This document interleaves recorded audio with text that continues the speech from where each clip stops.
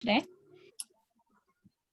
The ethos of this organization is really to give a platform for everyone so that we can share these conversations. And we try to do that with every event that we produce and all of the content that we share as well. This is our first panel for Where's Academy, which is a place where researchers and academics share their research and their passion with us and present it in a way that's more accessible so that we can all enjoy it.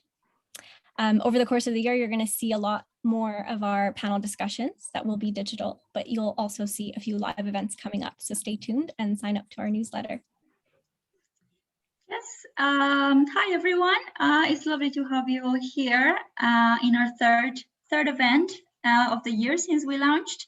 Vanessa and I are co-founders of Where's Festival, and we have here Leticia as well. Leticia is part of our organizing team.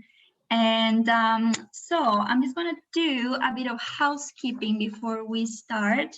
I'm going to read you all our virtual event protocol. So Where's Festival facilitates spaces for individuals to come together and join conversations about the meanings of dress. The organization is not responsible for the personal opinions of the guest speakers expressed before, during, or after the session, and this may or may not reflect the views of our organization.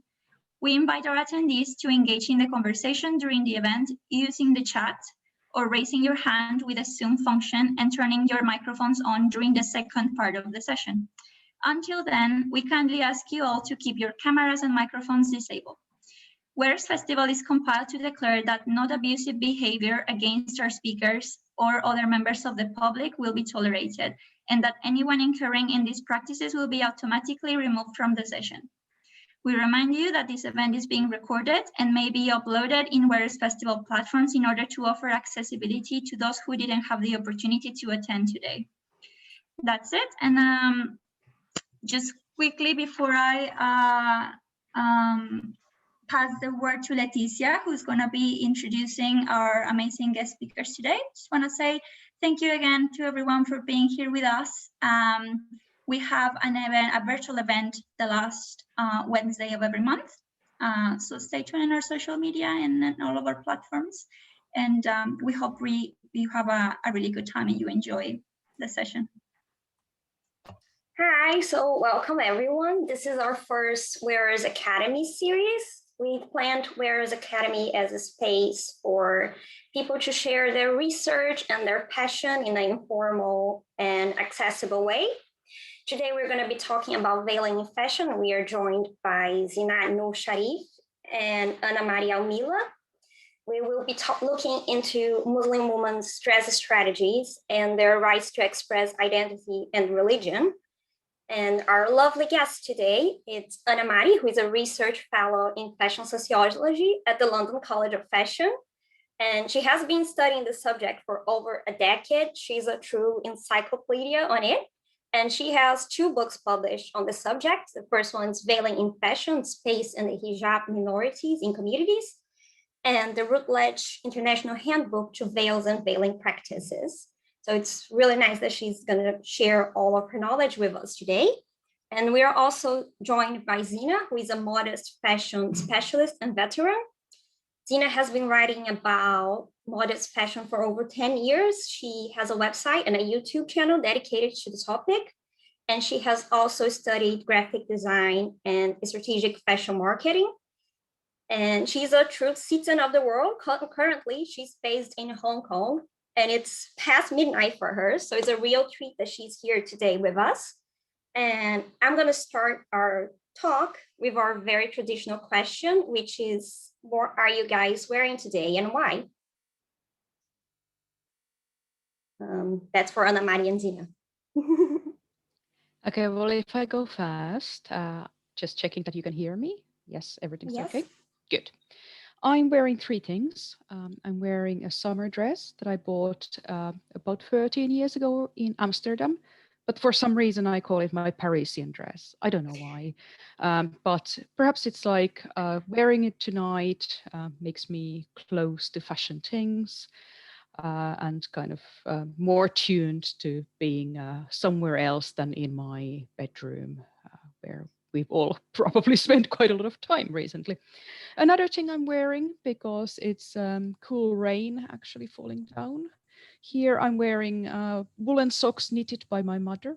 That's a convenience thing, but I'm pleased to say they do match the flowers of my dress. And the third thing I'm wearing is my Moomin mug. I've developed this habit. I have quite a, I'm a Finnish person, right? Okay. Moomins, Finns. So I've developed this habit that whenever I'm in an online event, I have a matching Moomin cup. So that's the third thing I'm wearing. And I do think that probably told also why I'm wearing them. So I think that's them. What about you, Zinah?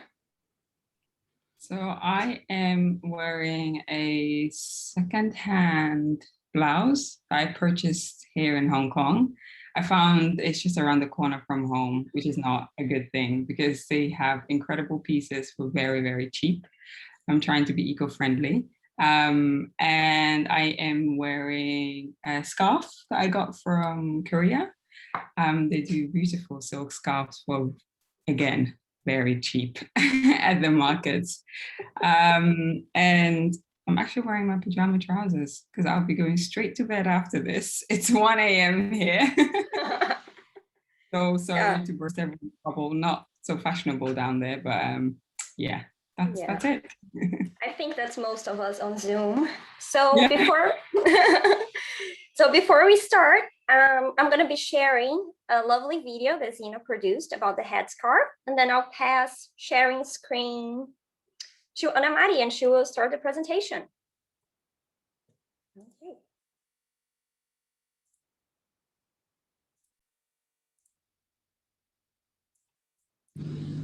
أول حاجة قال لي يجب أن تقيم الحجاب في مصر.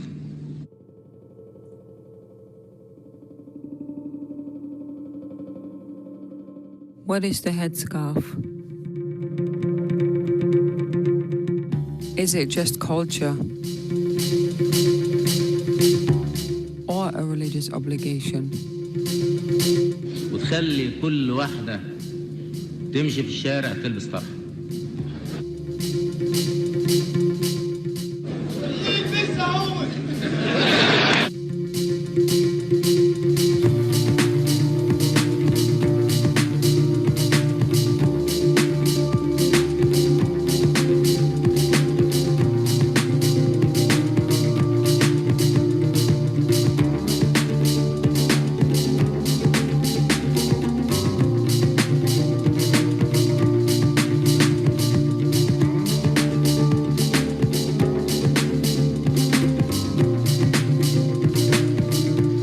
Can it be just fashion?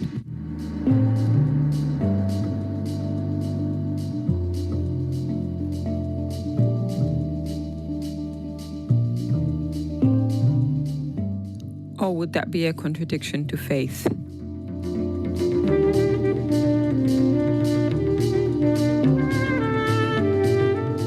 A piece of fabric imbued with many symbolism.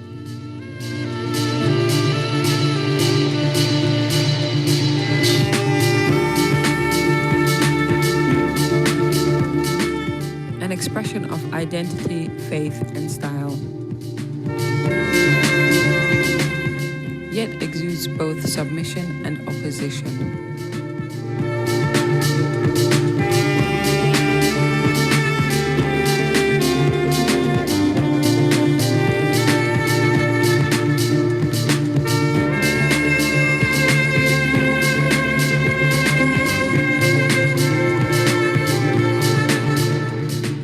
Covering art, culture, religion, and fashion, let's explore the headscarf together.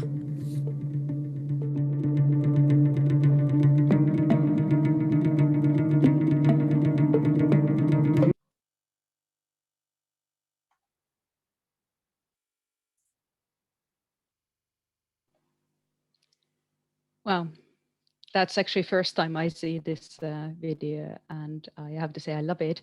Also, it's fantastic because I'm here to do the academic stuff, like the boring things. And Letitia asked me to talk a little bit to the history of this, because I think before we can really start talking about the issues that circulate around veiling, headscarf, hijab, modest fashion, Muslim fashion, whatever we call it, it's good to look at history a bit, because there's actually quite a heavy load there. So I'm going to give you a bit of a presentation. This is something that is necessarily quite generic. So I want you to also remember that this takes different forms in every country, in every city. But what I'm giving you is some sort of general line of what has happened historically and why it may be that this is such a loaded subject when it really wouldn't need to be, if we kind of just think of it, shall we say, rationally. So I'm going to start sharing my screen. And this is the boring bit, but don't worry, you're going to get a lot of more interesting stuff coming in when we start talking more with Zinah about her experiences, both as the professional and kind of community member in this regard. So here we go.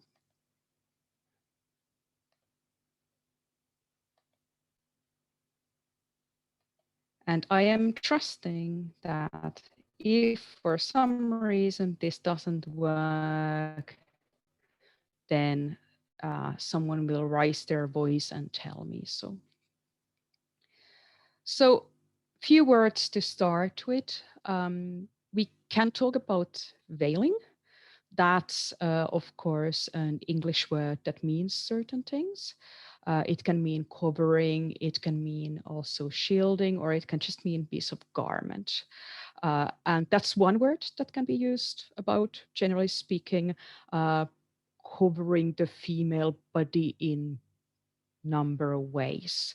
I've used it in my work because I find it fits pretty well with Quranic meaning that I'm going to come soon to.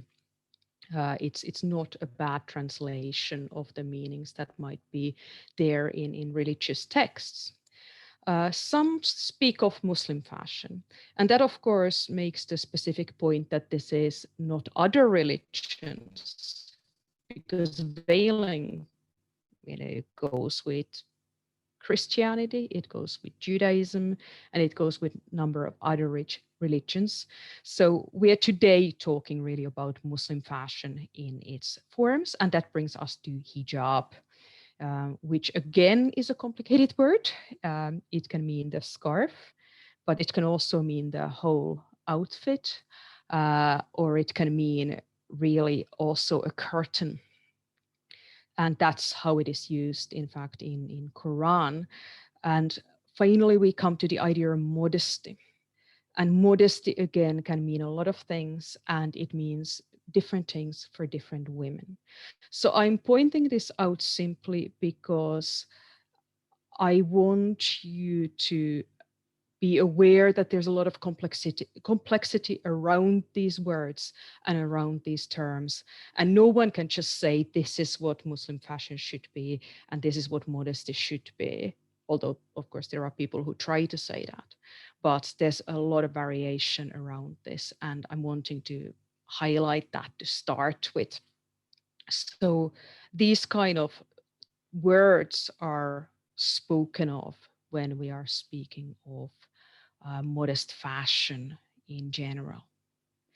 So looking into the history and looking also into the religion, in the Quran, it's generally considered that female dress is referred to in 3 places. One place refers to necessity of modesty for both men and women. This includes also lowering your gaze.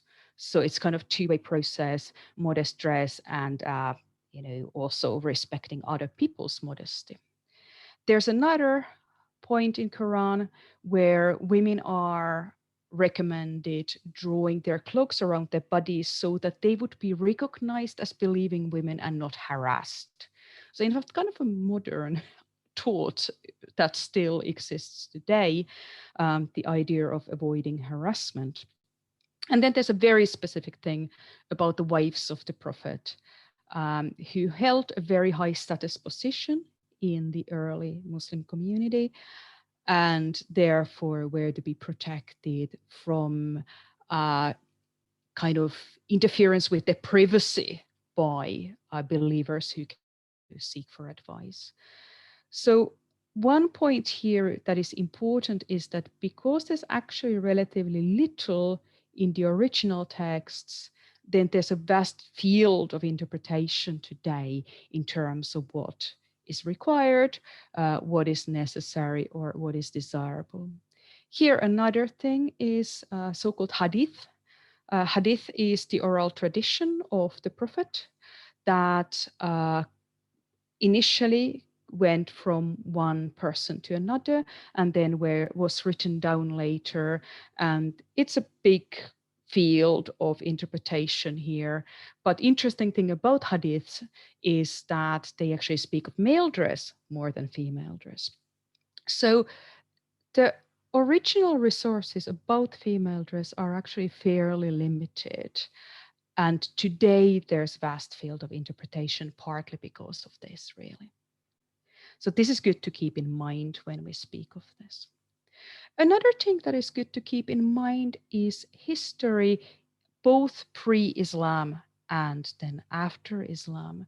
Because an interesting thing is that actually veiling, particularly before Islam, is a sign of status and privilege. A veil, and only they have the right to wear it. So in some pre-Islamic cultures, there are laws against slaves wearing the veil. So there is an element here that actually is not at all meant for everyone. It is a privilege. And here in this picture, you see something relevant for this. It is the idea of harem. Of course, again, we're talking of a very complex idea, but if we look at elite space here, privileged space, then we would have fairly rich peoples. This is Cairo in 18th century type of illustration. So in the top there, you would have the space where women can look down in the courtyard, but cannot be seen themselves. So this is the idea for privileged woman historically, that she can see certain things, but she cannot be seen. So it's good to also keep in mind that historically, what then comes to be defined as sort of oppression, it's actually a massive privilege. So the meanings change also through history. And for a long time, there are locations where lower class women are not allowed the same privacy as the elite women are. So another interesting historical point worth remembering. Then we come to something that affects debates very much today. This is kind of the root of veiling debates as we see them today in Europe, I would argue. We're talking of colonial people, both men and women, starting to understand veiling in certain ways. And fundamentally, in the background, there are extremely hypocritical gender concerns. I love using the example of Lord Cromer, who was very much of the opinion that Egyptian women must be unveiled, and then went back home and opposed women's vote, of course, because women don't need votes, they just need to be unveiled.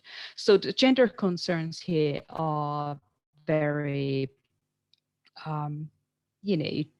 dual standard, double standard based.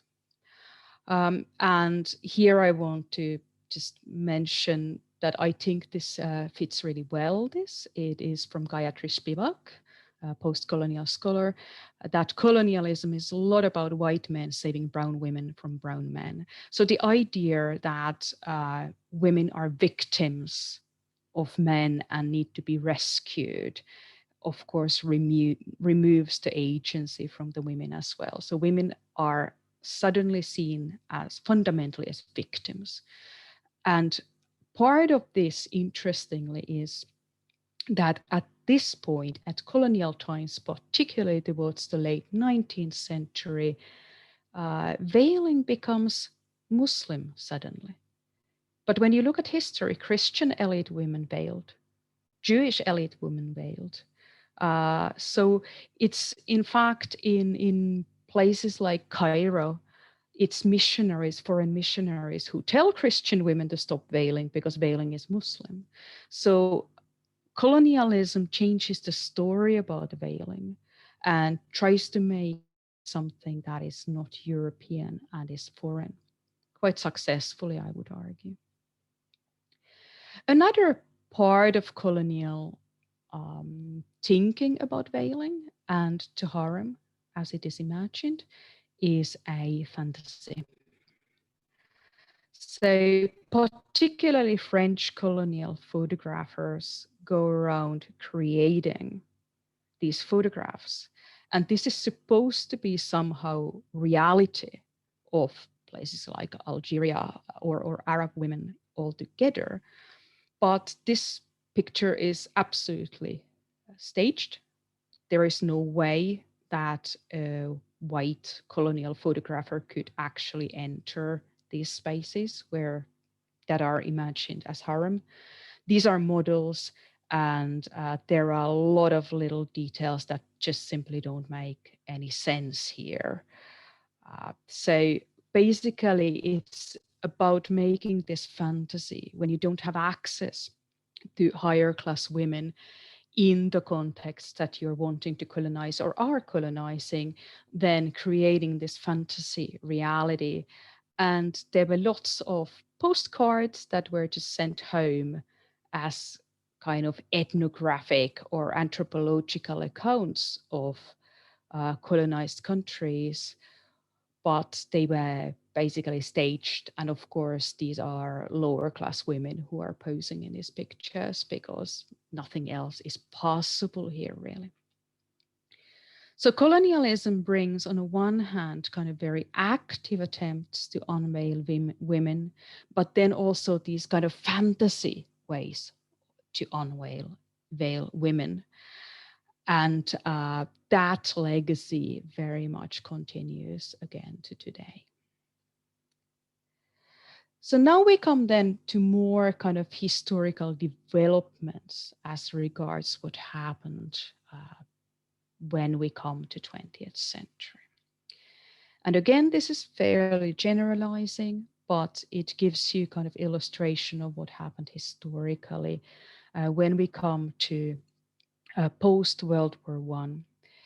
It is said that a level of unveiling happens. And this is true to a certain extent, although it's not that everyone unveils, it's not that everywhere this happens, but there is a certain trend that happens in the 1920s and 1930s after the First World War. There are a lot of elite-driven initiatives in Muslim majority countries whereby the idea is women should unveil and they should kind of participate in public life, at least to a certain extent.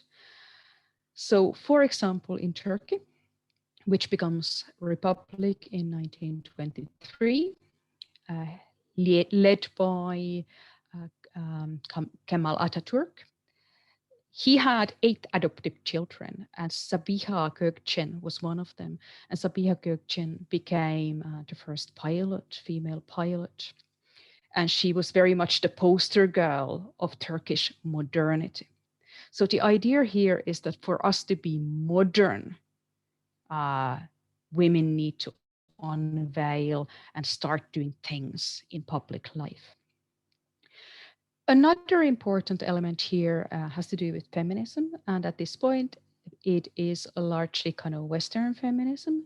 So a famous example of that is Huda Sharawi, came back from a feminist conference in Rome and decided to unveil publicly a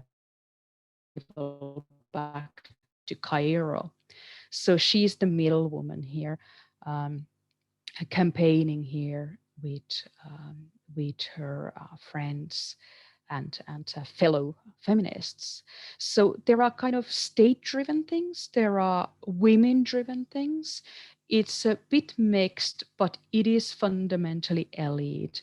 So Huda Sharabi was not a poor woman, she was pretty elite, and her gesture spoke to other elite Egyptian women, really. Then one thing that I want to remind people of here is that it's not just about women, actually. There's quite a lot of men's clothing things going on as well. So for example, in Turkey in 1925, so-called hat law is passed. Men are not supposed to wear the fez anymore because fez is an Ottoman headgear and New Turkey wants modern hats. So there's this narrative of modernity that circles a lot around what people wear, men and women both.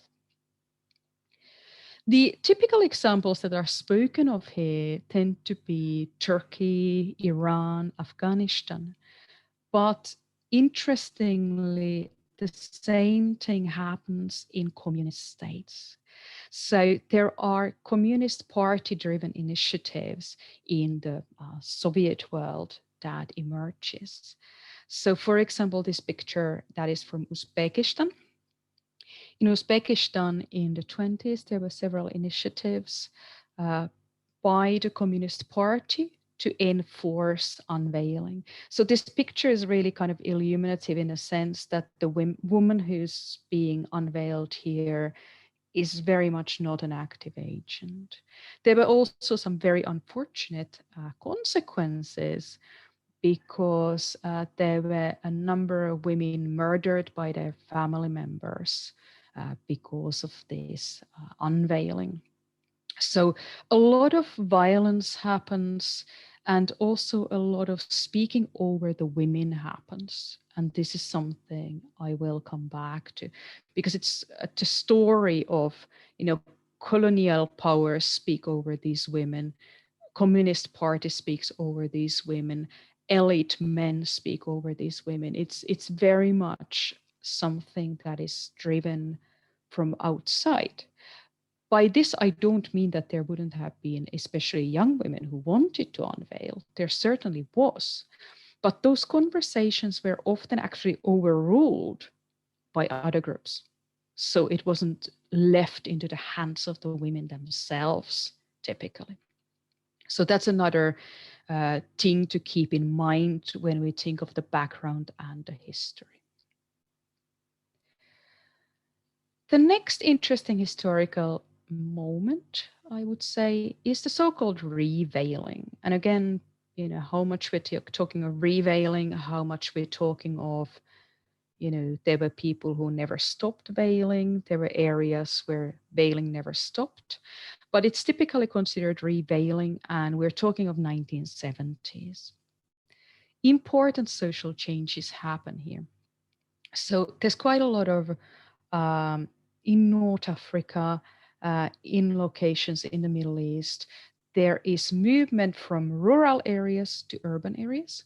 There are more employment opportunities. There are more opportunities to study. But at the same time, also, it's not just opportunities. There is increasing need for women to financially contribute to their family income.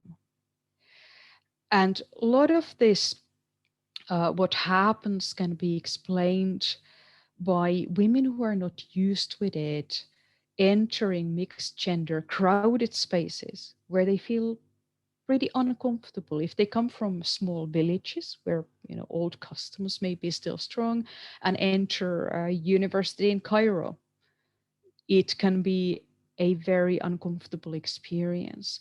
So there are in the background a lot of social factors that then a level of religious activism, revivalism manages to also target and serve, both target and serve.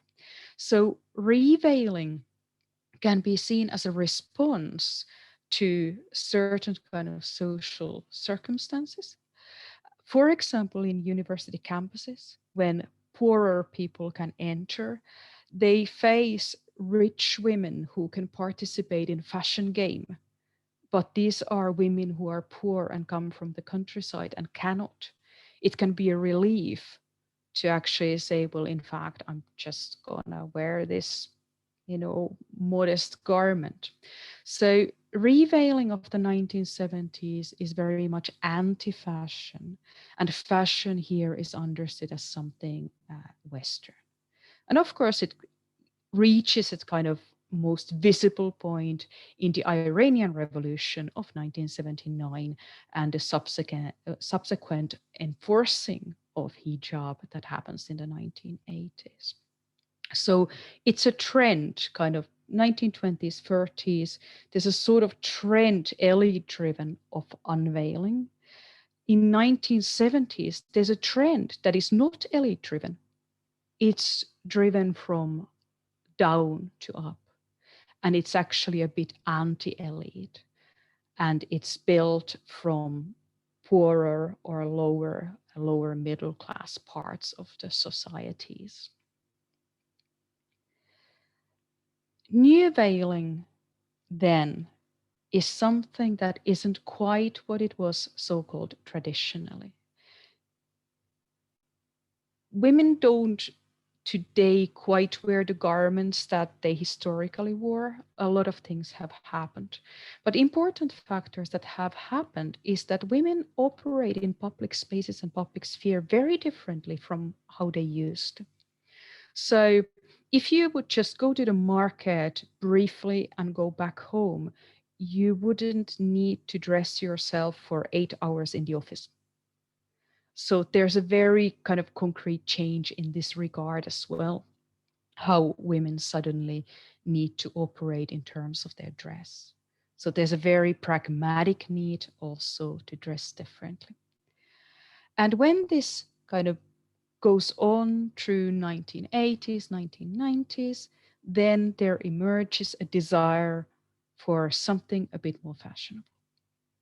So Islamic fashion certainly emerges by 1990s in a smaller scale in places like Turkey, which is creating this kind of tesettür fashions already in the 1990s.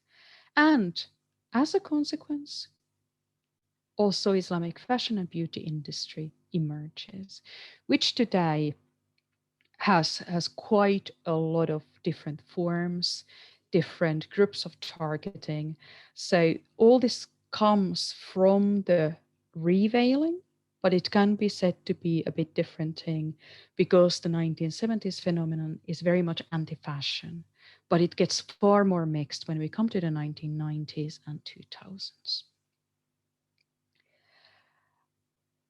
Before I come to kind of my final point about this fashion thing, and then we get to more conversation direction, I want to point out a couple of things about anti-veiling that are really quite important.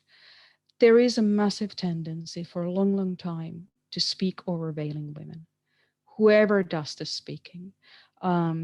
It's really typical that a journalist is like, oh, okay, I need to know about veiling. I'm going to call the imam in the local mosque. And, then why don't you ask the women, why do you go to the presumably male imam? Happens a lot, probably unconsciously, but today, but also on purpose. So when you follow so-called veiling debates, very little of the voices are the women who actually veil, or Muslim women more generally, really. Of course, we also face the dilemma of legislation. There have been anti-veil legislations since 1920s, 30s. There was a wave of these in the Balkans, kind of 40s, 50s. But today, we know that there are pretty strict laws in some countries. And this causes problems, of course, for women who want to veil in these countries. So if we look at the European kind of better known cases, 1980s is when they emerge. Interestingly, the first European country where they emerge is Turkey, because they banned the hijab on campuses in 1980s. But if we look at the kind of more Western European cases, then in Germany, in France, and in the UK, all in 1989, there start to be court cases. Interestingly, a lot of these have to do with schools. So schools are at the heart here. What are young girls allowed to wear in schools?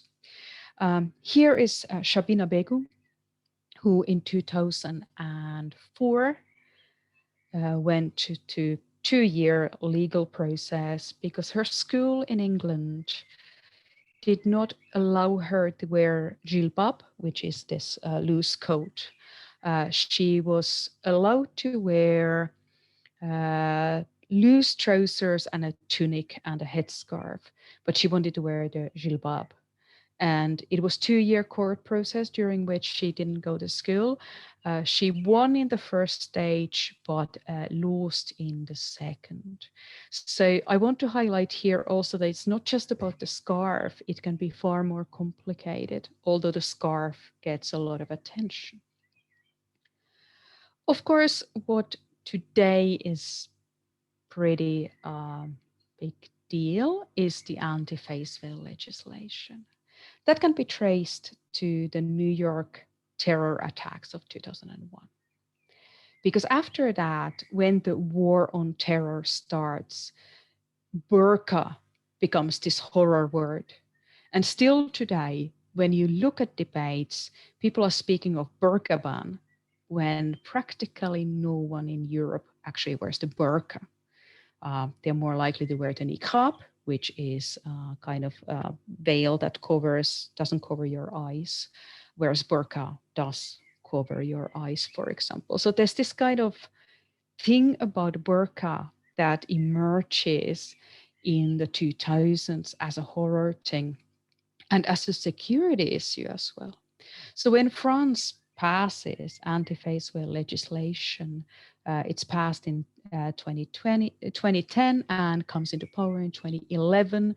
There's already been years of this horror mongering about the burqa.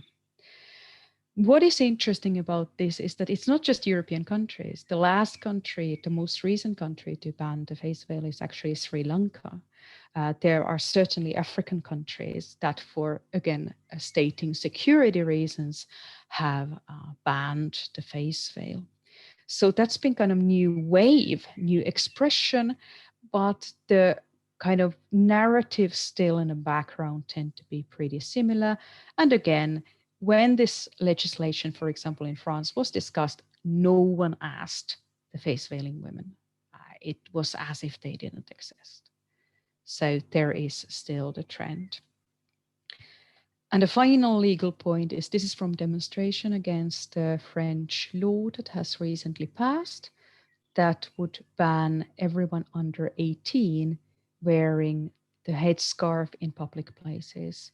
It is not confirmed yet. It still needs to move through one further confirming mode, but it is a very strict law that has really created quite a lot of reaction.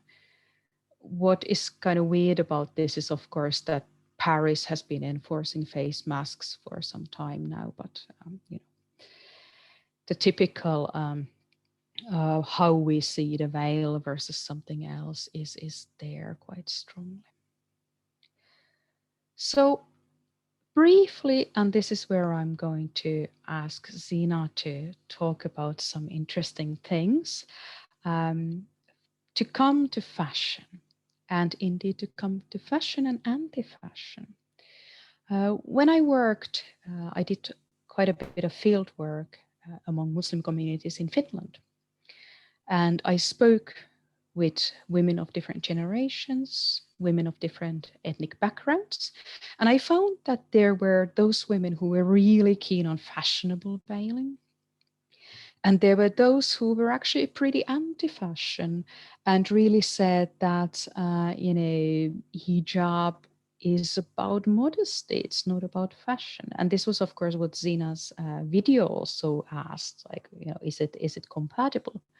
So this is something that very much goes on as a debate.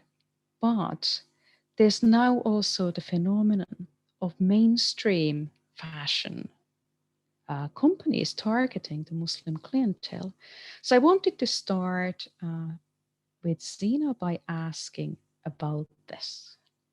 Dolce & Gabbana abaya collection some years back. So I think I'm gonna stop sharing the screen, and Zinah, if you can start telling us what you think of this as, modest fashion professional.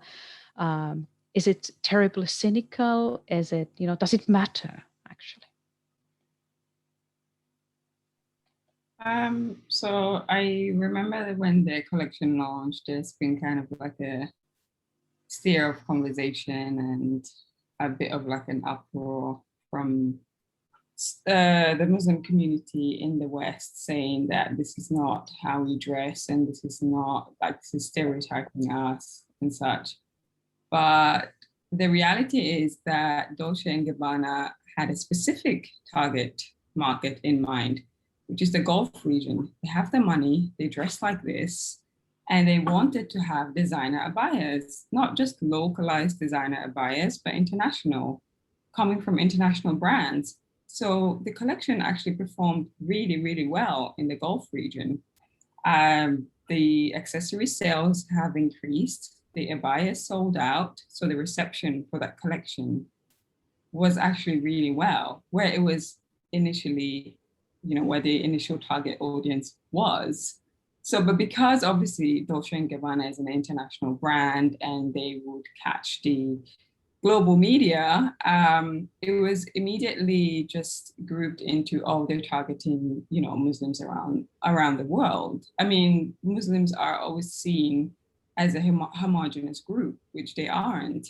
I mean, there are so many cultures, societies, even religious practices that vary depending on not just country, but also cities and regions and areas. You can go to Egypt and have different interpretation and aspect of the veil itself. It can be said the same thing about the Gulf, depending on the age group, the social class. So there's different elements that go into the veil itself. And the fact that there is a lack of understanding from the general public, let's say, but also the general media, it just usually is the first thing that comes to mind, which is people having their say and their opinion, which is perfectly fine. Everyone's allowed to have their opinion, but it doesn't necessarily always fit. So I've never made a public comment about the Dolce & Gabbana collection, because as soon as I saw it, I immediately knew who the target audience was, and that I knew that they would kind of increase their sales in the region. And they have really increased their sales, despite the fact that, there are backlashes of how they behave publicly, what they say. And I mean, we've all heard about the whole China incident later on. But so that's kind of like a summary of this particular collection. Absolutely. I was wondering, because as I said, I did the boring background thing. So Can you talk to us a little bit more of the differences? Because you have operated in a lot of locations. So can you give us some interesting examples of differences? How would you, start targeting different markets? Because of course you're also fashion professional, not just modest fashion person, but kind of very much modest fashion professionals. I have to be honest in terms of my personal understanding of the modest fashion, how it evolved and developed with time and with experience. So I grew up in Middle East, Switzerland, London. Now I'm based in Hong Kong. I spent a few years in East Africa as well. So that's kind of ingrained in my upbringing and household as well. One thing I've noticed is that there wasn't, I mean, this is a personal experience and I'm not speaking on behalf of the modest community or, Muslim women, but one thing I've noticed was that my immediate family and relatives really didn't have much understanding of the veil itself. It was like a given to them that it's a religious practice. There wasn't much thought put into it, and women wouldn't be vocal about it at all. There was no conversation around it, and it was almost like a given that when you hit puberty, when you reach a certain age, you wear the headscarf because it's a religious obligation. In Yemen, where I spent some time of my childhood, it's just black. So in the Hodeidah region, it would just be black. Everyone would just wear the black scarf and the black abaya. But it doesn't mean fashion didn't exist. Fashion just wasn't connected to the veil. Fashion existed. Women would dress up. In fact, there was dress codes for different occasions and different times of the day. And it was fascinating to me because these women would wear all black on the street. They would come in a gathering and everything underneath it was so sparkly and colorful, and everyone was showing their own personal identity. And I grew up just kind of never questioning the headscarf. I just kind of put it on because I was like, okay, this is a religious obligation. I'm Muslim, therefore I should practice it. But I am someone who's very vocal, not just in how I think and what I say, but also in how I dress and how I present myself. I've always been creative. I've always been involved in the arts and culture and fashion. And I wanted to personally express who I was through what I wear. And I've always thought that at the beginning, I was like, it feels kind of restrictive not to connect my scarf with my clothes. But during my teenage years in Switzerland, I was just like, okay, I will match my scarf with my outfit and I will wear it. I actually started wearing it like this when I was 13. I didn't grow up around the Muslim community in Switzerland. We were actually the only Muslim family in the village. But when I moved to London, which has a large Muslim population, I've noticed the different cultures, present in London, people having different ethnical background and cultural practices. And that kind of had an impact on how they saw the headscarf. It was mainly black during school years because of the uniform. But when I started doing modest fashion, like blogging, I was just like, I am a creative person. I just want to show the world that I'm more than my religion. I'm an individual with a personality, with a creative flair, someone who understands fashion and has studied fashion. I don't want to be boxed in just what the world sees me as, a person of color that's Muslim. There was more to me. And it started out to be like a fun project where I'm like, I'm just going to share my outfits and my thoughts about fashion and, work in fashion, study in fashion.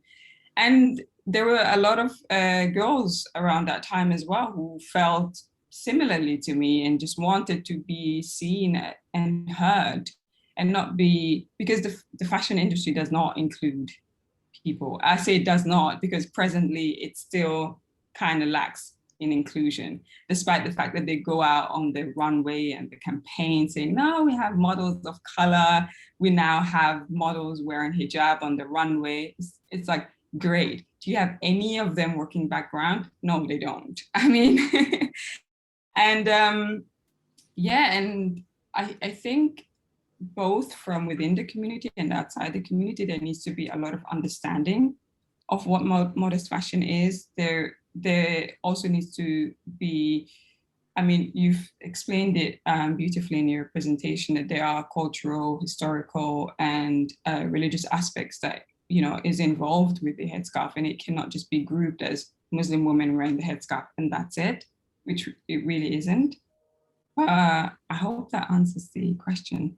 Sorry if I go in circles. No, I think it's brilliant, and actually it reminds me of Somali women I spoke with in Finland, because Somali women actually didn't veil much before the civil war, and now there's this kind of pretty strict tradition of it. And then there's this kind of two strains. It's a generational thing in Finland. So there are those young women who say, oh, the older generation, they just wear this veil and they don't understand it. I understand it religiously. I've read my Quran. And then there's the more kind of, rebellious, hey, my grandmother wasn't wearing the veil, why should I? So it's a generational thing very much. And that's why I find it fascinating what you're saying, because it just, to me, reflects to these women I spoke with.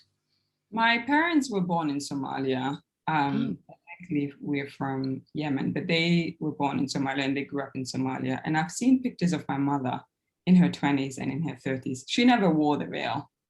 So she never wore the veil, Totally. and it was never a problem not to wear the veil. In fact, she told me that the veil was mainly connotated with married women.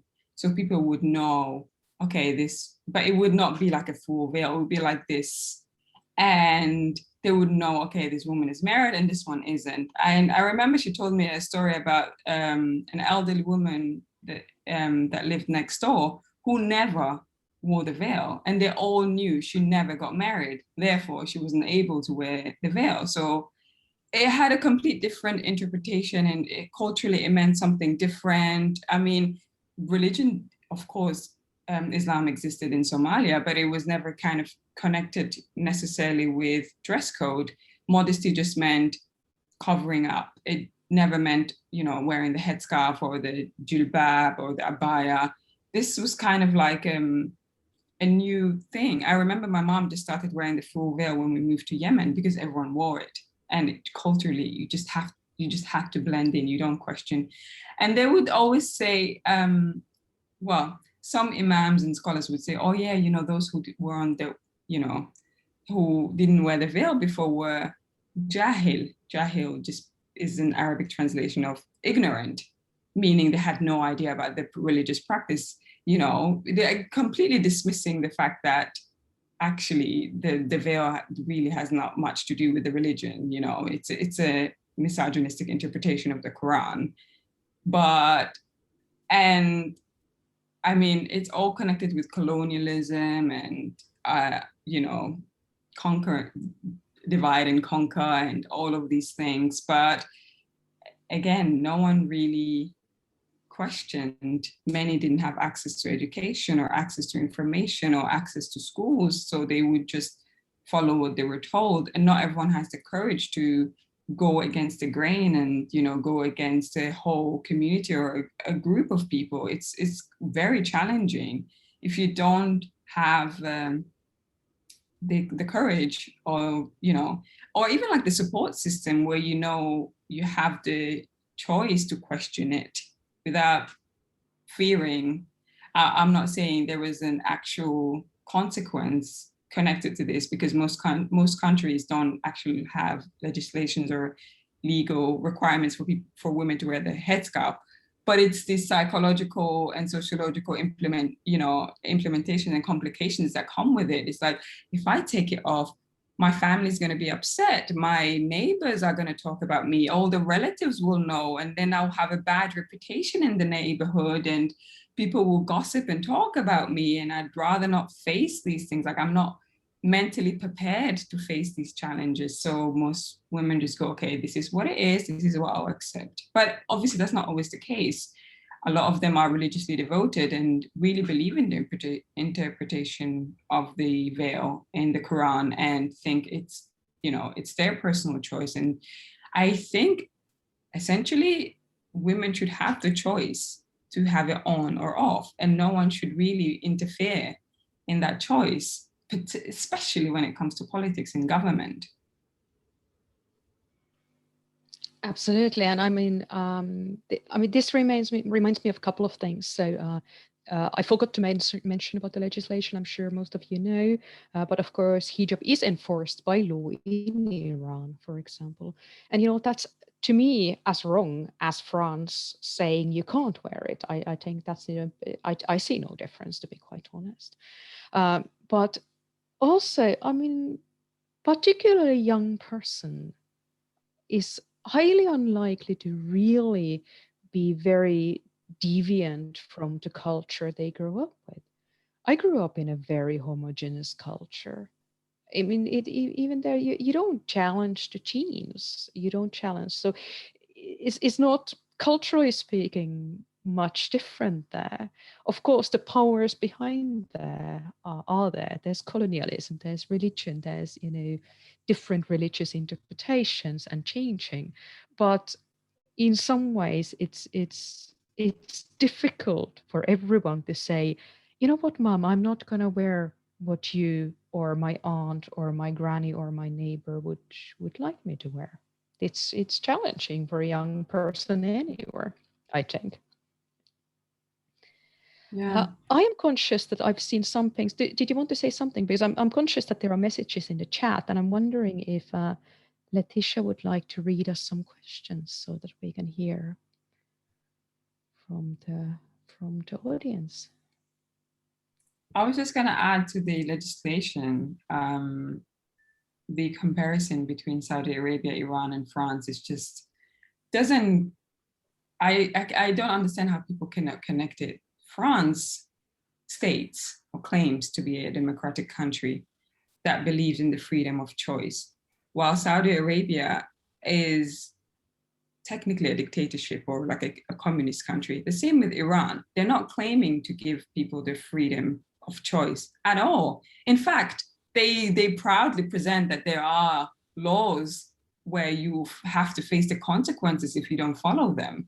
It's like people trying to compare China with America. No, one is communist, one is a democratic country. So it's not comparable. So with France, it really annoys me when people go, oh, well, Saudi is forcing women to wear the headscarf. Yeah, but Saudi also is violating a lot of human rights. It's not a democratic country at all. There's not even a voting system. You have a royal family running it. And it's one family member after the other ruling the country. While in France, you have elections, you have a democratic party government. So yeah, and that makes it more unbelievable that there's actually this legislation that is just outright in a freedom. What freedom? Freedom of what? And that makes it more kind of weird. Yeah, I find it quite perverse to police women's body, particularly when it comes to underaged women, telling young girls to basically reveal their bodies by force. It's perverse in a way to dictate, because I've seen the case of one of the schoolgirls showing up in long skirt, and then they said it's too long. So it's just, where do we draw the line where you have to dictate minors what they can and cannot wear? And especially, it's not easy to grow up to, as a teenager, your body is changing and you may not want to display it all over the place. So yeah, I do find that myself also. And you're absolutely right. When I say it's same thing in Iran and France, of course, I just mean that the law is as crazy in both. But absolutely, the context is like, yeah, but Iran doesn't pretend that it gives much freedom, does it? Whereas France does pretend. So absolutely excellent point. Thank you. Okay, Letitia, I know I already asked you to jump in, but we're kind of getting quite excited here. So do we have any interesting questions? Yeah, so we do have a few questions in the chat. I'm gonna read them out loud for you guys. So the first one is from Nissa. She's asking if the hijab as a fashion statement, it's something that started recently with newer generations, or was it something that we also saw during those veiling and reveiling historical events? As a fashion statement, fairly recent. As Zinah said, basically there was fashion and then there was veiling for a long time. That's my hunch. What do you say, Zinah? Is that the question for is hijab a fashion statement? Was it before, kind of? So was it fashion statement before, or is this a recent thing? That's how I understood the question. I think it's always been a fashion statement. Growing up in the Middle East and having traveled around the Middle East, women are quite conscious of the veiling choices that they make, trying to coordinate the colors that they wear with their clothes. Fashion is not a new phenomena within the Muslim community. It's just something that has perhaps died down during a specific generation due to political conflicts where people had to migrate and immigrate to different countries. And of course, when you have unrest in your livelihood, your least focus is going to be, am I going to dress well or not? It's just survival instinct kicks in and you prioritize what's necessary in life. And fashion is not necessarily considered something important for many people, not just within the Muslim community, but even outside the community. But yeah, it's definitely nothing new. It's just something that has kind of regained momentum and something that's been reborn with the newer generation, who obviously don't have to face challenges of immigrating or migrating because their parents or grandparents have had to go through the struggles before. I'm speaking from a Western perspective, but also in the Middle East, with the Arab Spring and everything, and with changes of politics, with changes of religious movements and everything, fashion has died out. But if you look at Egypt in the 40s, 50s, and 60s, it was huge. I mean, women dressed so well. It's almost like Hollywood had to mirror them rather than the other way around. But,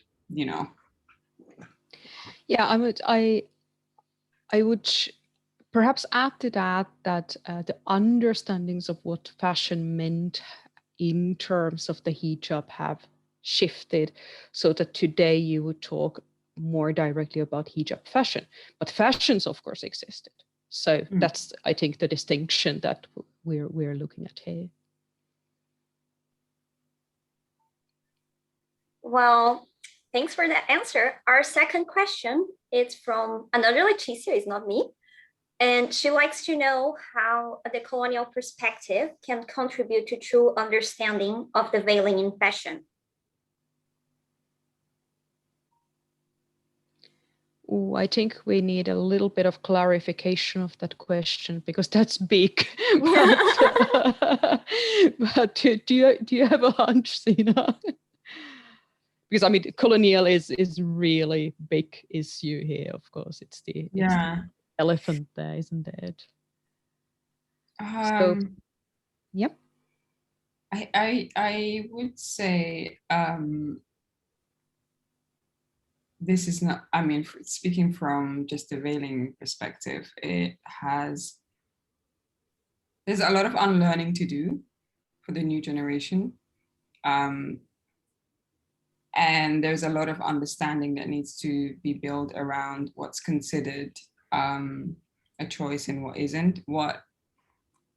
Just the understanding the historical elements as well, the origins of certain practices and certain, especially with modest fashion, where I did. But also to allow people to reconnect with the cultural, creative, and social aspects of the veil, and removing the colonial aspect of it completely, and kind of regain the love or the authenticity they have with the garment. I'm speaking from within the community, but from the outside the community, it's a lot of work. I mean, colonialism still exists. It's not as physical as it used to be, but now it's mental colonialism. There's still certain images and certain ideas driven by the general media and pop culture, and there is still a stance of generalization of how we view others, especially minorities.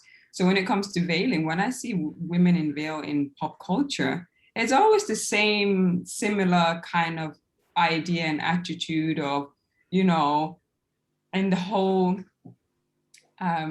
white saviorism thing where, they come in and need to save women of color in particular from the veil and from the suffering. And it's like, no, it no longer is like that. I mean, the deconstruction of colonialism needs to happen within within the people who are in power. And the movement, I mean, people just need to be more vocal about it as well, which I think there is a slow shift. But it's a huge question. I won't be able to answer it fully, sorry. No, I mean, actually, just to continue to you, what I find important is, first of all, to understand. I started studying this subject because I lived in Switzerland in 2009, and there was the infamous anti-minaret referendum. So there was a vote that actually wanted to ban minarets, and it passed. So minarets are banned in Switzerland, which made no sense. No one was trying to build a minaret. But the conversations were the type of, oh, they'll force us wear burqas. And I was just there like, okay, this is crazy. So this is, I think, what we're speaking of at the craziness level of the colonial thinking of it's also not fear. understanding. And yeah, it's almost like fear of the unknown. And yeah, absolutely. It's almost like if you have done something, you just expect everyone else to do the same thing because most of Europe has colonized other countries. They just assume the immigrants that have now come to Europe from the past generations, and they're just wanting to live their lives, but suddenly it feels like, no, they're here to bring their culture, their religion, their practices into our society. And it's like, no, actually, nobody's actually going to Europe to colonize Europe. I mean, but it's like if you cheat in a relationship, you'll think everyone will cheat on you as well. Yeah, everyone's cheating back on you. Absolutely. And to talk about decolonizing, which is really important, and I do think it absolutely touches upon here. Yes, it's absolutely the duty of not just, you're speaking from within the community, but if all that is happening is that from within community things are said, then there's every chance that they're not heard. So it's also the kind of whole thing of providing platforms, supporting, trying to understand, and taking the responsibility of, yeah, okay, I wasn't colonizing India, and nor was anyone from Finland, but I'm still actually a result of those who benefited from it. So, it's an acknowledgement of, right, well, you know what, perhaps we also should think about this. It isn't just a community issue. I think that's important in terms of colonialism. Well, that was a very interesting question and some very interesting answers. And our next question, actually, it's from Adan. He's part of our team. And he just asked that last month we had a talk about dressing human rights, and Marty spoke about school uniforms and how we should allow students to express themselves. So Adan is asking, how do you think the schools that don't require uniforms and understand that students can express themselves can see the hijab as a form of religion or just the personal expression?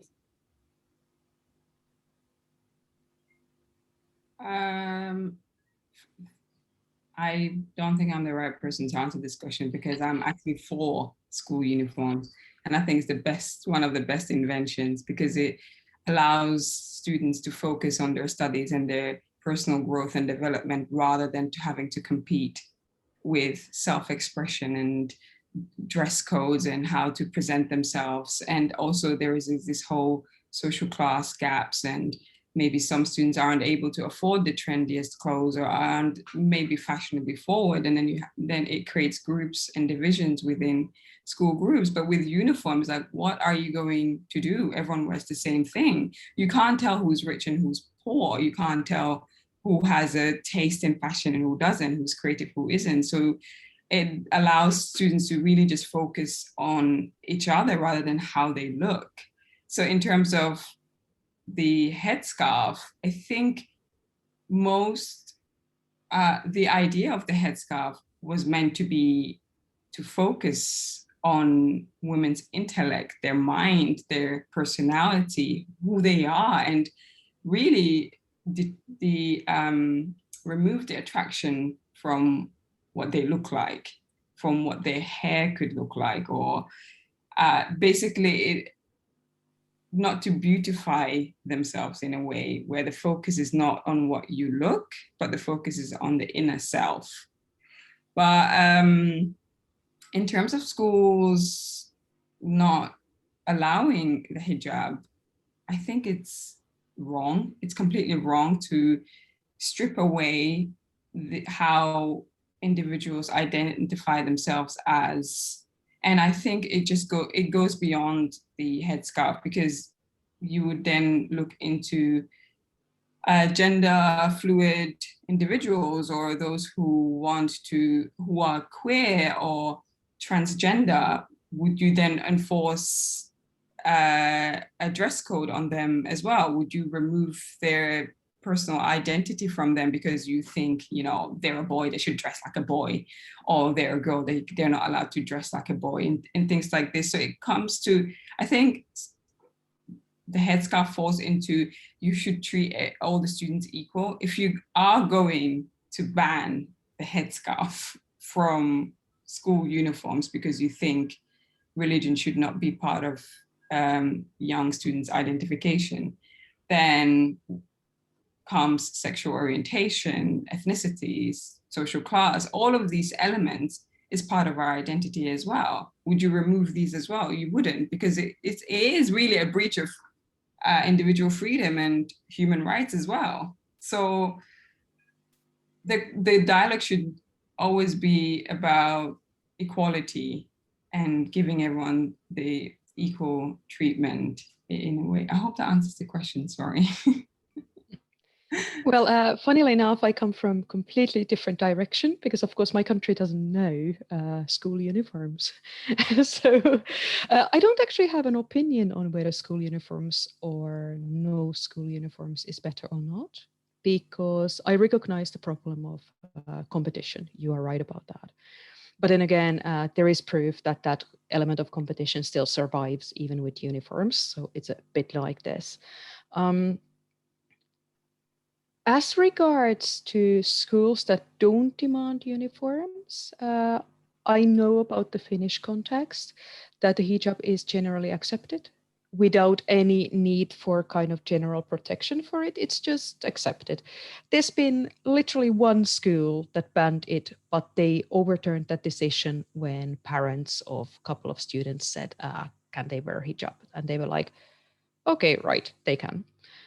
As simple as that. And I've studied like last 30 years of Finnish legislation over this, so I've done pretty thorough work on that. So hijab is practically totally allowed in these schools, but of course that doesn't mean that there wouldn't be discrimination. That doesn't mean that there wouldn't be racism. There certainly is. That doesn't mean that there wouldn't be forms of inequality. So simply the act of allowing something is not enough. Let's put it this way. It's not enough. Far more structural work has to be done. And this is, of course, this comes back to precisely all these equality issues that you are bringing up, Zinah. It has to be about everyone being accepted, whether there is uniform policy or not. Yeah. It has to be that everyone has the best possible chance of being there, but not having to compete and fight against, this fashion competition thing. So I don't know which is better, but I want to stress that simply no uniforms doesn't automatically mean something better in terms of hijab. I grew up in both. So Switzerland, I went to school in Switzerland, so there's no uniform there.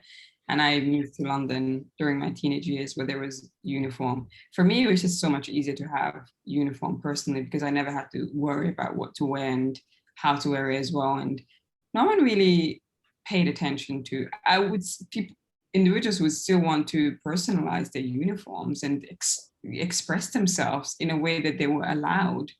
But I think all schools in the UK allow students to wear the hijab. That hasn't been a problem. I wore the hijab in Switzerland, but also in London as well. but I think this would be more of a France issue mainly, or some European countries like Belgium or Denmark. Yeah, it's France really. That's the major. Some places in Germany, but that's about it. Okay, and since we're talking a little bit about the hijab ban, Leticia has also asked if those bans in France, if you consider them an update on the control of Muslim women's bodies as it happened in colonialism. Sorry, I'm trying to, I didn't quite hear it. Do you want me to repeat So that? I'm trying to look for it. I'm trying to look for the question so that I can see it, but well, if you can just please repeat, because I was a bit. Yeah, well, she's asking if these control laws happening in France are an update of the control of Muslim women's bodies that happened during colonialism.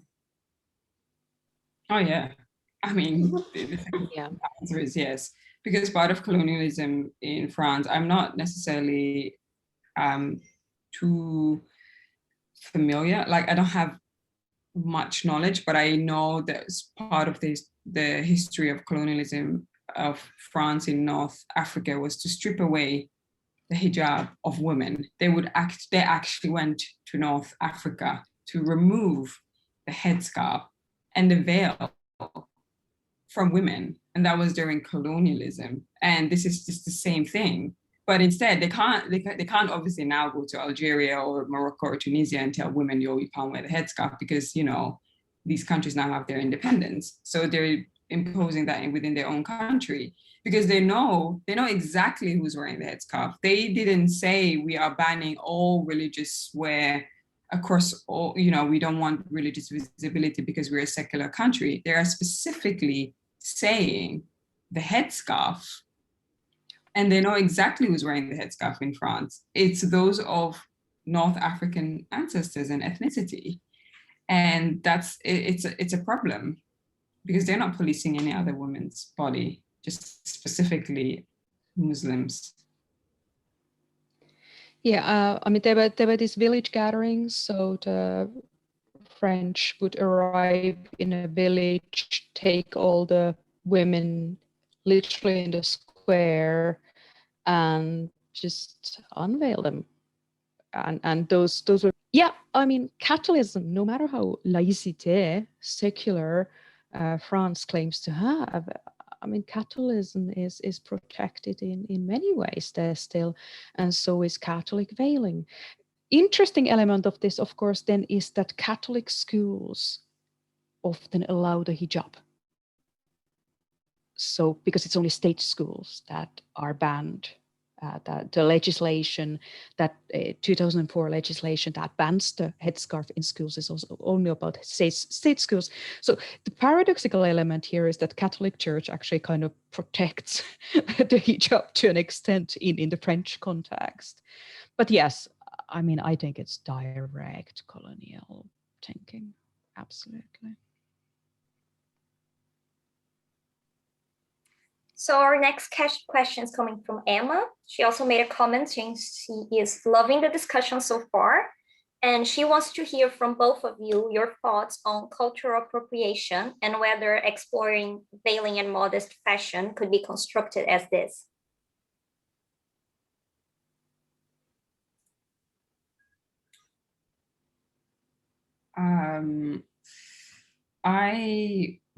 That's a difficult one, because the hijab itself is not just cultural, it's religious, and the religion is open to everyone. You don't have to be of a specific ethnicity or nationality to be Muslim or to practice Islam. So, but because majority of the Muslims are speaking from a European perspective, are not from Europe, they are automatically, so their race is automatically connected to the religion. So being Muslim automatically means being a person of color, even if you, it's kind of strange, not common to see someone who's Caucasian or white that is Muslim. So unless they say I have converted, but not anyways, going back to the answer, I don't think, I would say there is an aspect of cultural appropriation, because when the veil is seen on women that don't fit the stereotype of a Muslim woman, it's not seen as something threatening or something religious. Like if, the runway example, Gucci now has their models wearing the babushka style. It's never seen as a religious thing, because these models don't fit the stereotype of what a Muslim woman should look like. They are mainly white models. The same thing with Valentino. Actually, the picture in the presentation, that's from the Valentino runway, but the model wearing the scarf is a white model. So it's just seen as an accessory, as a fashion statement. It's almost like if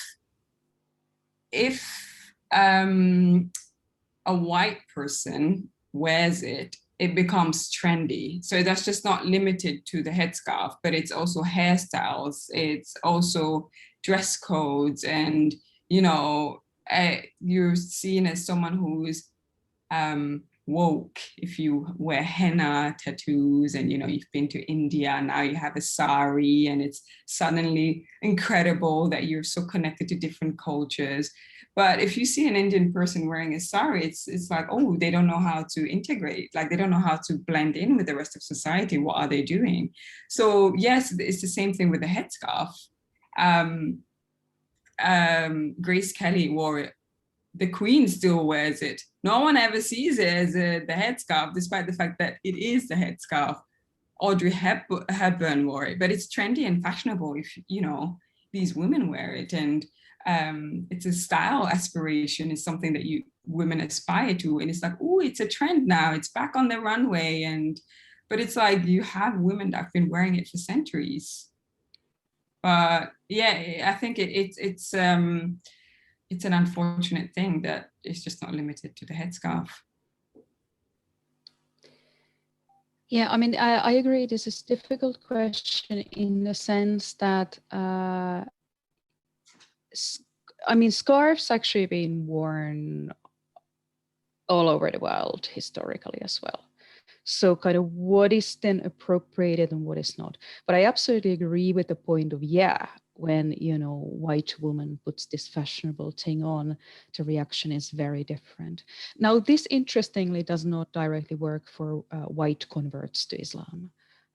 There's a lot of racialization that these women may meet in their home country, and it may come as pretty much shock, as in you didn't even know racism existed, but you do, not fashion hijab, but like, very modest hijab, and suddenly you are racialized and kind of face aggressive discrimination. And I've spoken with many women who have experienced this.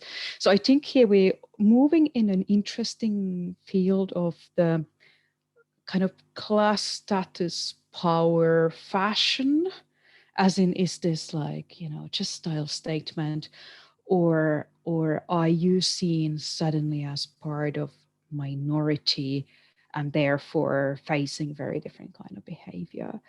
I wouldn't talk of pure cultural appropriation, which basically is the stuff like, let's take Native Americans stuff and commercialize it and sell it. That's kind of purest form of cultural appropriation.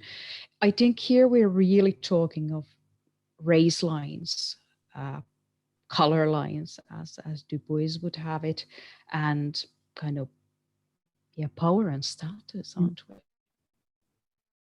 I'd like to also add the style of the headscarf, the style and the material of the headscarf. Absolutely. That has a huge, it's very important on how women are viewed. Like I've noticed since I started wearing silk scarves, and mainly designer silk scarves, no one really treated me the same anymore. The tone of how people had conversations with me, or even like how they viewed me, it was just like, I would get comments like, oh, this is the Sicilian style, or it's so trendy, or it's so fashionable, where's this scarf from? But when I had the cotton ones, or and I would wear like the full veil, no one had any interest in my scarf besides just boxing me into this place. And it's like, if you wear an MS silk scarf, people can see, okay, it's automatically connected to style, class, and, you know, respect. But if you wear a scarf that's unidentifiable and maybe a synthetic material, not in a stylish way, then you're automatically boxed as oppressed Muslim woman who needs saving. So I've met the Queen of Brunei, who wears very stylish MS scarves, but she wears it as the hijab. Yet none of my colleagues saw that. Like none of them noticed she wore their headscarf, because they looked at her shoes, her bag, her rings, and they were like, "Oh, money." But I was like, "Oh, look, she's wearing an MS scarf," and they're like, "Oh, yes, so stylish." But and then they're like, I wish. I remember one of my management made a comment saying, "Oh, I wish, you know, more Muslim women wore it like this, so it wouldn't look like it's a religious piece." And I was like, there you go, because it's MS, it's not a religious piece, but she's wearing it for religious purposes. Yeah, but also this idea of, I wish they did it this way so it would be easier for me. Well, yeah, great, thank you. Amusingly, I've just realized that my grandmother, who was of a Christian religious sect, she wore a scarf exactly like you, but not silk, I can tell you that. So it's actually, I've only now realized, yeah, but my grandmother always wore a scarf like that. But yeah, that was pretty cheap scarf. And it was for modest Christian reasons. But you're right, that is absolutely crucial as to, and a lot of people would probably think like, oh, but, you know, why don't they make it easy for me? Why don't they, you know, wear something that I can understand easily? But that's completely wrong attitude. I mean, come on, people wear what they want, and they should wear what they want.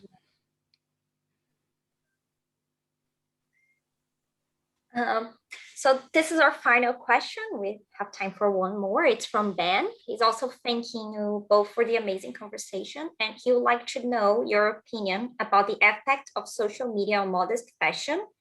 And do you feel that it's just a soon fading trend, or maybe will equal to Western fashion in the future? I'll let Dr. Anna. Well, you'll know more about social media, but perhaps I'll comment on the other part. It depends on which part of industry we're asking. As I think has become clear, you know, mainstream brands might target Muslim market for completely opportunistic reasons. They might be successful and they might continue it. We are certainly in a moment where we can say that modest fashion is more visible than before, but of course that's only from one point of view. So if we look at modest fashion from Dubai or from Istanbul, then the picture looks very different. So in terms of, if we talk of equal to Western fashion, I think we're frankly just talking of, if we talk of fashion industry, then we're talking of how many customers there are and how much cash they have. That's fundamental line. Lester Dolce & Gabbana by a collection showed us. So if we talk of fashion at level of everyday, well, I do think it is equal. We all follow some sort of fashions probably, or we may be anti-fashion. But of course, if we look at fashion industry, then we would look at the dollars, basically. So I'm perhaps wanting to point out that to say that something is equal to Western fashion, I would perhaps twist that question around a bit and ask whose point of view we're talking of and where do we look at it from. So in terms of social media having an effect on modest fashion, yes, definitely. I mean, it started off with social media And I remember this was the whole point, because when social media started, and mainly with millennials, 12 years ago, it was a democratic space where everyone could have their own platform and able to express their identity, their style in a way that fashion wasn't doing it. I mean, fashion magazines and publications and campaigns, they were completely ignoring and ostracizing a large group of people, not just the modest fashion community, but we're talking about all types of communities that were being ostracized and not included in the industry. So definitely, yeah, social media had a huge impact on this movement, and giving it a visibility of how large the consumers of modest fashion are, and how powerful they can be in their spending as well. So there was definitely a notice. But the issue I have with this is, and I faced that, and this is why I've drifted off from social media in terms of that aspect, is it's just these women are just viewed as a commodity, or as people that will spend with the brands, and that's it.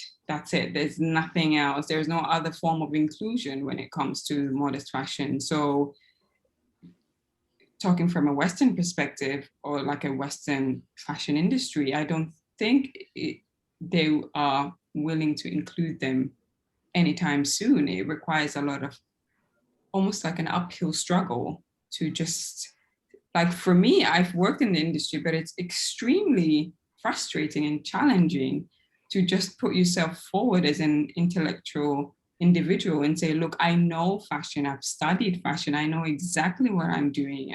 It's not just about what I wear. And they get, the opportunities you get are so scarce and limited. You compete with everyone else based on stereotypical looks. So if you don't fit the image of the fashion industry, it's very, very difficult to progress. Actually, I've completely changed industry last year. I work for a tech company, and I was able to progress based on my skill set and based on, the academic and work experience background that I have, rather than based on, do I fit the image of fashion or not? Like, when you work in a client-facing environment, yes, they want to celebrate diversity because they know, okay, this is the first of contact our clients have with the brand. So you go to Chanel, you go to Dior, you go to Louis Vuitton, your manager could be from Norway, your assistant manager is maybe a person of color, and then you have your operations team that may be from South Asia and or Chinese, and so much color and mix and diversity and different languages. But because they're a commodity in how the brand is viewed externally, that's it. This is where it ends. And I've seen my colleagues who are people of color, and even myself included, wanting to, be doing a different, role, or even junior positions within the headquarters. And it's like, no, sorry, you don't have the experience, or there's always excuses, and it's very difficult to challenge it because you would have to see who they've hired, who they've replaced you with. And then I remember I've applied for an internship, despite the fact that I was a senior in my current position. I wanted to apply for an internship for the no-name brand. Let's keep them nameless.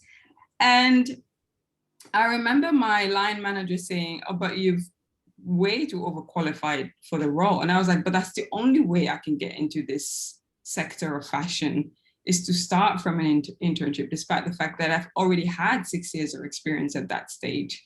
And I remember applying, and the excuse was I didn't have enough experience. I remember HR telling me I did not have enough experience. And I was like, you do understand that I have a master's degree in strategic fashion marketing, that I have worked in fashion for 6 years, that I'm actually way too overqualified for the role. But the only way I can get into this particular segment of fashion is through an internship, as they have informed us. But how would I be able to challenge? The person that they've actually hired was someone qualified for the role. But again, it was it was nepotism at this stage because it was the director's daughter. Anyways, that's not the point, but the point was how do you as an individual challenge these changes? Like, how do you put these changes in motion? How can you be viewed as more than a commodity? And my problem with the fashion industry and the social media does not help in that aspect, because now you have so many girls, so many individuals running their own platforms, taking pictures, selfies, and their outfits and everything. But that's the limit, because there is no, it's almost like you can't break the glass ceiling. Like, even if most of these girls have to aspire to different roles, like different sectors altogether, because, you know, fashion just doesn't want to include them. Now I believe they are trying to be more inclusive, but again, is it a trend? I don't know. Will it die out? It really depends. Everything in fashion is a trend, everything. Everyone in fashion is a commodity. Everyone in fashion is a target market.